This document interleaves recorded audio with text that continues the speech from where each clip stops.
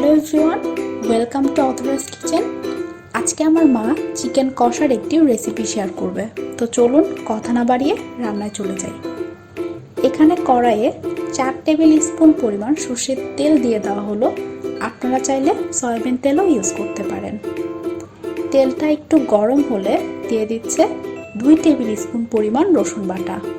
গ্যাসটা অবশ্যই হাই আঁচে রাখবেন। মোটামুটি 30 সেকেন্ডের মতো নাড়িয়ে দিয়ে দিচ্ছে 1 কাপ পরিমাণ পেঁয়াজ কুচি।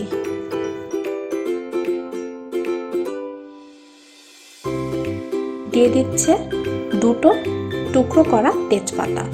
দিয়ে দিচ্ছে 1 কেজি পরিমাণ দেশি মুরগির মাংস, পরিমাণ মতো লবণ, 1 চামচ পরিমাণ হলুদের গুঁড়ো এবং 2.5 টেবিল স্পুন পরিমাণ শুকনো লঙ্কার গুঁড়ো।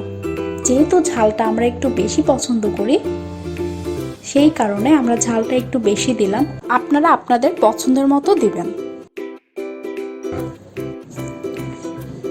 এরপর সবকিছু নেড়ে চেড়ে ভালোভাবে মিক্স করতে হবে। মিক্স করা হয়ে গেলে দিয়ে দিচ্ছে 1.5 কাপ পরিমাণ পানি। চালটা এতক্ষণ হাই হিটে থাকলেও এখন কিন্তু মিডিয়াম আঁচে করে দিতে হবে। এরপর 10 মিনিটের জন্য এটাকে ঢেকে দিচ্ছি। 10 মিনিট পর ঢাকনাটা খুলে একটু নেড়ে দিচ্ছে। তারপর আবার 15 মিনিটের জন্য এটাকে আবার ঢেকে দিচ্ছে। যেহেতু দেশি মুরগির মাংস সিদ্ধ হতে একটু বেশি সময় লাগে, তাই এটাকে ঢেকেই রান্না করতে হবে। 15 মিনিট পর ঢাকনাটা খুলে দিয়ে দিচ্ছে টুকরো করা আলু,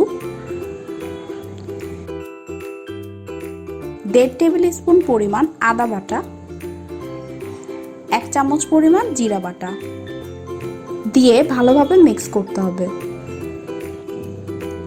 বাটা মশলাগুলো মিক্স করা হয়ে গেলে 6 থেকে 7 মিনিটের জন্য এটাকে ঢেকে দিচ্ছি।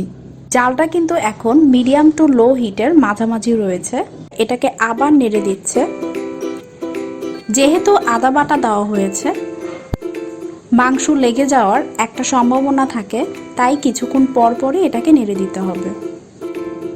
আবারও এটাকে 6 মিনিটের জন্য ঢেকে দিচ্ছে। 7 মিনিট পর ঢাকনা খুলে দিয়ে দিচ্ছে 1 চামচ পরিমাণ দারচিনি বাটা। আলু এবং মাংসটা সিদ্ধ হয়েছে কিনা একটু চেক করে নিচ্ছে। মাংসটা কিন্তু অলমোস্ট সিদ্ধ হয়ে গেছে। আলুটা এখনো ভালো মতো সিদ্ধ হয়নি, সেই কারণে দিয়ে দিচ্ছে 1 কাপ পরিমাণ গরম পানি। এখন ঢাকনা দেওয়ার কোনো প্রয়োজন নেই, জালটা হাই হিটে দিবেন।